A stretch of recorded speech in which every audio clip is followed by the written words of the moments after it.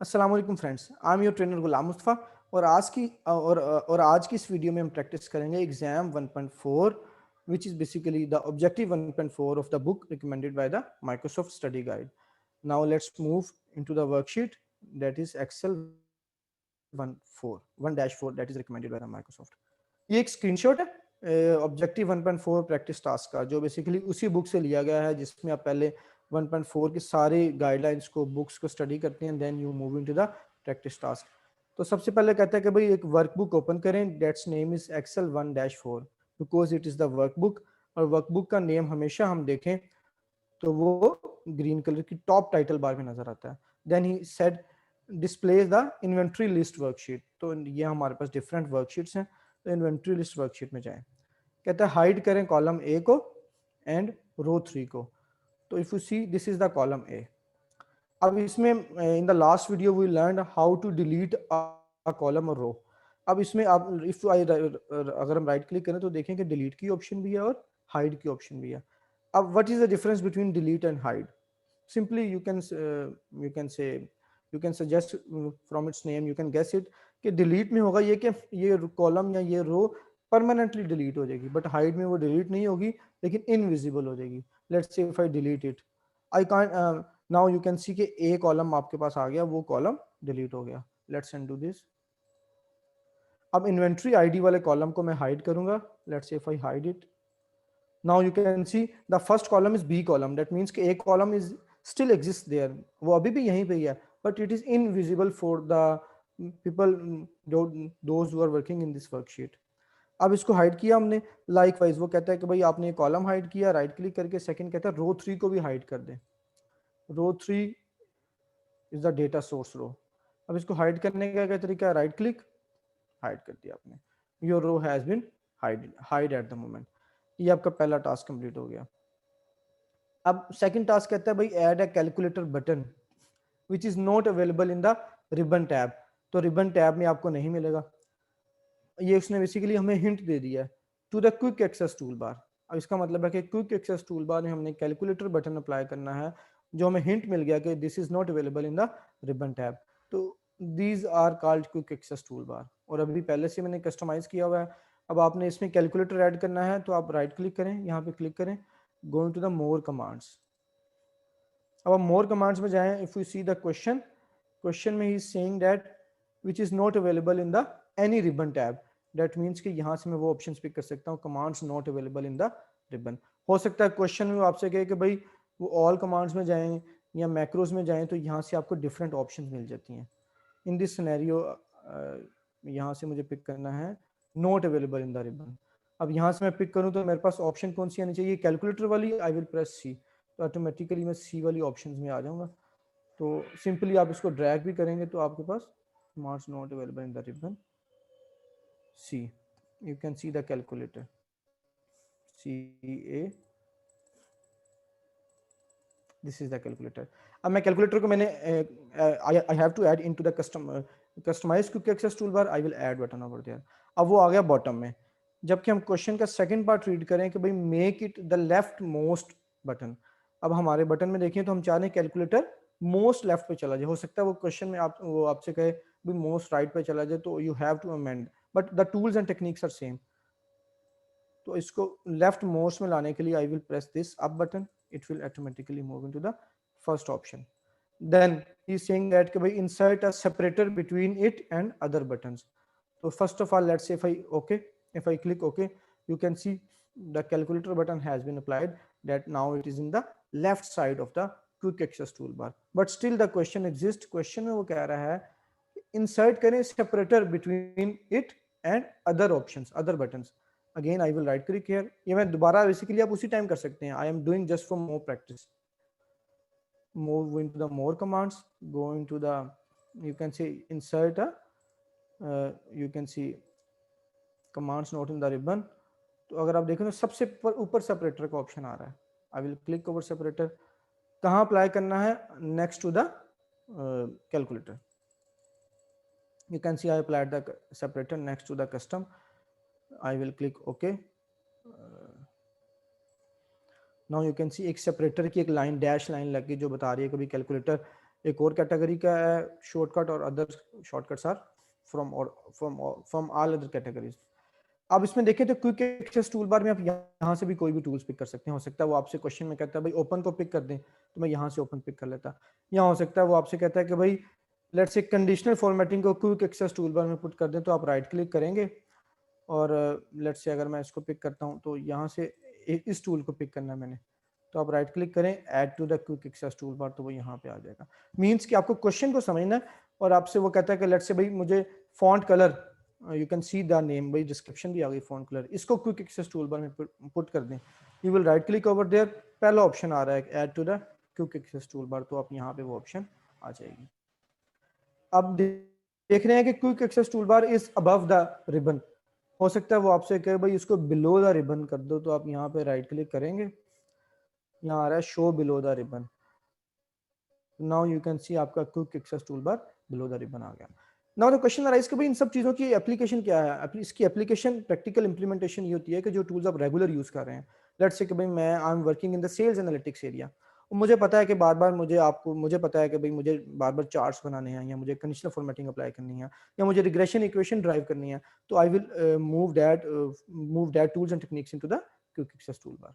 Now let's jump into the next option which is, कहता है कि भाई create a quick access tool bar for only the current workbook. सिर्फ current workbook में आपने apply करना है।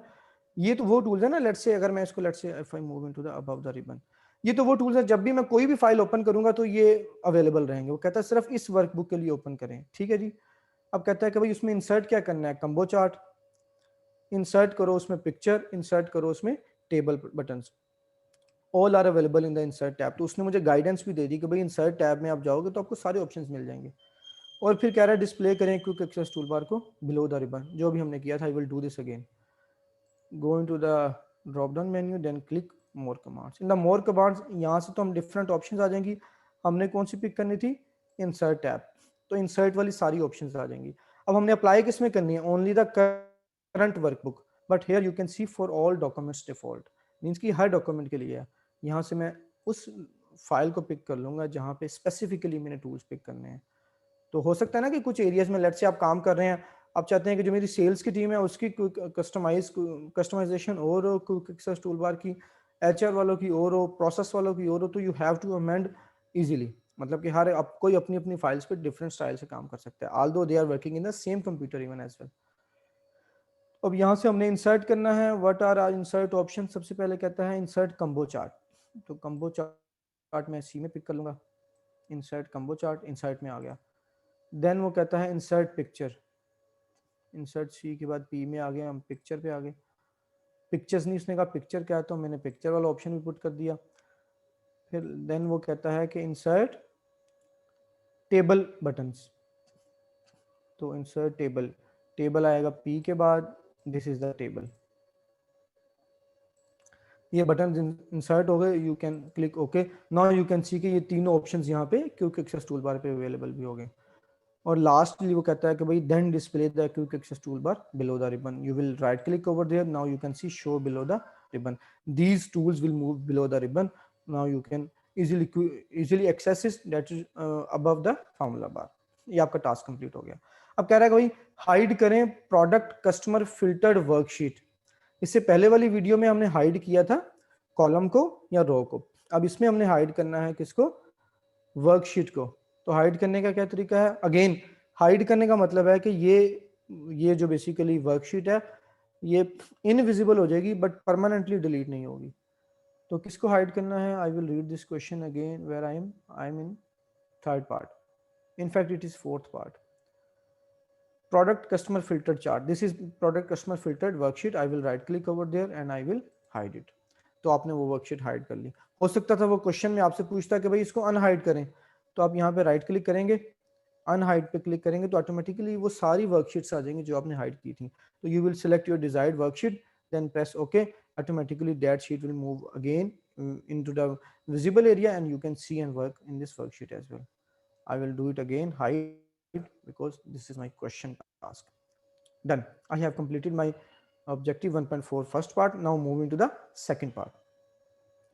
If you see in the second part, वो कहता है कि भी डिस्प्ले करें मंथली बजट वर्कशीट। ये है जी मंथली बजट वर्कशीट। फ्रीज कर दें रो 1 से लेकर through 9, means please be specific और more focus on the wording. 1 से लेकर 9 तक सारे जो रोज हैं उनको फ्रीज कर दें, ताकि जब आप स्क्रॉल करें the rest of the worksheet move करें और वो सारी रोज विजिबल रहें। अब इसमें देखिएगा इस टास्क में वो बहुत इन द सेंस के बेहतरीन वे में आपको बता रहा है कि फ्रीज का रोल क्या है, व्यू का रोल क्या है। तो let's say if I do this here, कह रहा है 1 से लेकर 9 तक, तो आई विल सिलेक्ट 1, मैं I will press shift, then I will select 9 rows 1 through 9। अब कह रहा है कि भाई इसको फ्रीज कर दो। अब मुझे इसको फ्रीज करना है, तो फ्रीज करने का एक ऑप्शन ये है कि मैं इससे नीचे वाला कोई भी सेल सिलेक्ट कर ले। लेट्स से मैं पूरी रो भी सिलेक्ट कर सकते हैं, पूरा एक सेल भी सिलेक्ट कर सकते हैं। जैसे मैंने एक सेल सिलेक्ट कर लिया। अब मैंने अगर फ्रीज पैन में जाना है तो मैं व्यू में जाऊंगा, तो यहाँ पे आ गया फ्रीज पैन का ऑप्शन। अब फ्रीज पैन में मैं इसको फ्रीज कर देता हूँ। नाउ यू कैन सी कि मैं ड्रैग डाउन कर रहा हूँ तो मेरी 9 रोज 1 थ्रू 9 विजिबल है, जबकि नीचे वाली रोज स्क्रॉल डाउन होती जा रही हैं। यही मेरा ऑब्जेक्टिव था। Freeze row 1 through 9 and you will see the scroll rest of the worksheets, those rows will always available. तो ये फ्रीज पेन से आप इसको अवेलेबल कर सकते हैं। हो सकता था वो क्वेश्चन में आपसे कहे तो भाई ये फ्रीज हुई हुई है, इनको अनफ्रीज कर दो, तो आप यहाँ से जाएंगे अनफ्रीज पेन्स कर देंगे, तो ये अनफ्रीज हो गया। लाइकवाइज एक और ऑप्शन हो सकती है, वो आपसे क्वेश्चन में कभी टॉप रो को फ्रीज कर दो, तो if you see in the freeze pane तो ऑप्शन आएगी टॉप रो, ओनली सिर्फ टॉप रो फ्रीज हो गई। यू कैन सी कभी टॉप रो मूव नहीं कर रही। लाइक वे अनफ्रीज कर दें और वो आपसे कह सकता है भाई फर्स्ट कॉलम को फ्रीज कर दो, तो आप फर्स्ट कॉलम को फ्रीज कर देंगे। It depends on the question कि भाई आप किस क्वेश्चन पे काम कर रहे हैं। Let me undo this. First I will move into the above the ribbon and I will undo this, unfreeze, and I want to freeze 1 to 9 rows. I will move into the 10th row। 10th row का मतलब है कि इससे ऊपर वाली सारी रोज freeze हो जाएंगी। Freeze pane, now you can see rows have been freezed. ये मेरा टास्क कंप्लीट हो गया। नेक्स्ट टास्क में कहता है स्प्लिट करो वर्कशीट को so that you can display row 1 to 9। again I already told you that कि बहुत बेहतरीन वे में आपको सिखा रहा है कि भाई फ्रीज पैन का और स्प्लिट का क्या डिफरेंस है। दोनों को दिखने में एक ही ऑप्शन है, but I will explain how they are different. कहता है कि भाई 1 से लेकर 9 तक रोज को आप स्प्लिट कर दो, एक वर्क स्प्लिट करो वर्कशीट को कि भाई 1 से लेकर 9 तक इनटू द टॉप विंडो के वो वाली रोज हैं वो टॉप विंडो में रहें, और scroll the budget data in the bottom window. वो कह रहा है कि भाई ये उसी तरह ही रहें। और यहाँ पे आप देख रहे हैं इस वक्त एक स्क्रॉल बार है। Let me unfreeze it. वो कह रहा है इसको स्प्लिट कर दो। अब इसको स्प्लिट करने का क्या तरीका है? अगेन वही मेथड है, select the row below your selected rows. 1 से 9 तक तो आप सिलेक्ट नहीं करेंगे, उससे नीचे वाली रो सिलेक्ट करेंगे। और यहाँ पे आप देखें तो व्यू में बिल्कुल उसके साथ ऑप्शन है स्प्लिट का। अब स्प्लिट क्या करता है? फ्रीज पेन क्या करता है कि वो रोज आपके पास फ्रीज हो जाती हैं, जबकि ये क्या करेगा, ये आपकी स्क्रीन को स्प्लिट कर देगा। Let's see if I click over there, now you can see दिखने में तो वही ऑप्शन है, लेकिन इसका बेनिफिट यह है कि आप देख रहे हैं कि मंथली बजट ऊपर भी है नीचे भी है। दैट मींस कि ये उसने स्क्रीन स्प्लिट कर दी। पहली स्क्रीन में 1 से लेकर 9 तक रोज अवेलेबल है जो आप देख सकते हैं, विजिबल है। दूसरी स्क्रीन स्क्रॉल हो सकती है, वो इवन फर्स्ट रो भी आप दोबारा देख सकते हैं, और इवन आप नीचे वाली रोज में भी जा सकते हैं।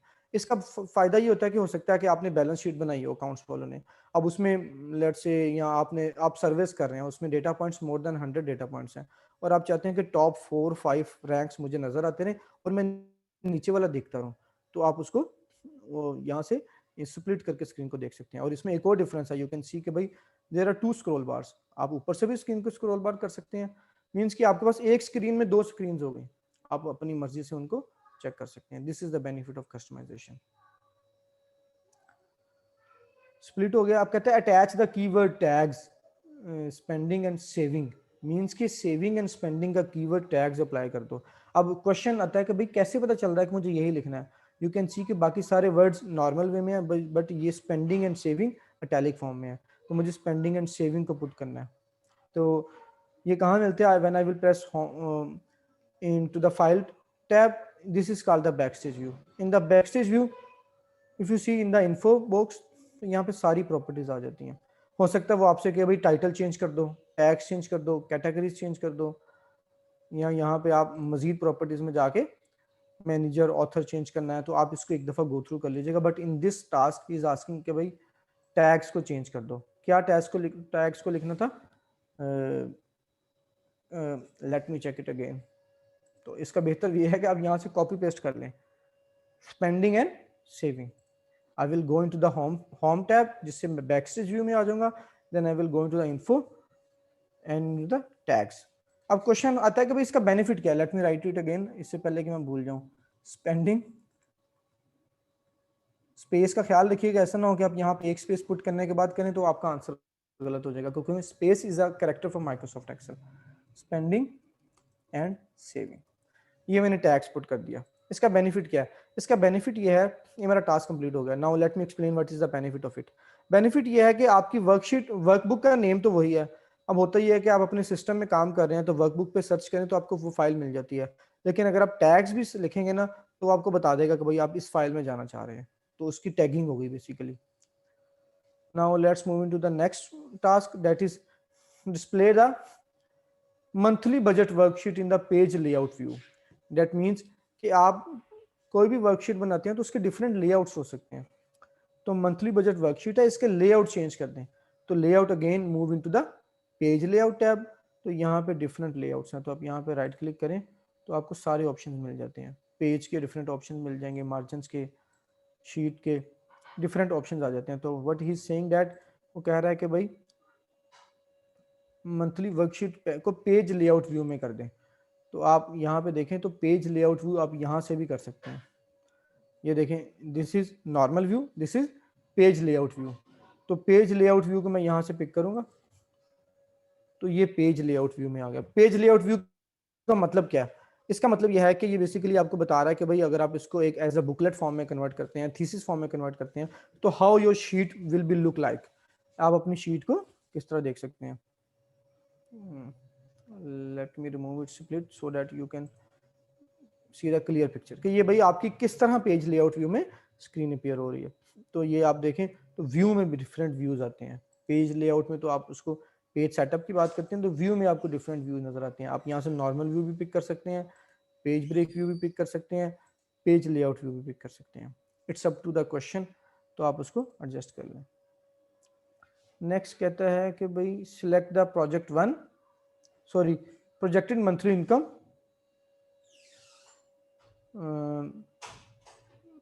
select the projected monthly income section of the worksheet। Means कि भाई प्रोजेक्टेड मंथली इनकम एक सेक्शन होगा वर्कशीट का, उसको जूम कर दें कि भाई to display only the selected cells, कि मैं जिसको सिलेक्ट करूँ सिर्फ वही पूरे एरिया में नजर आए।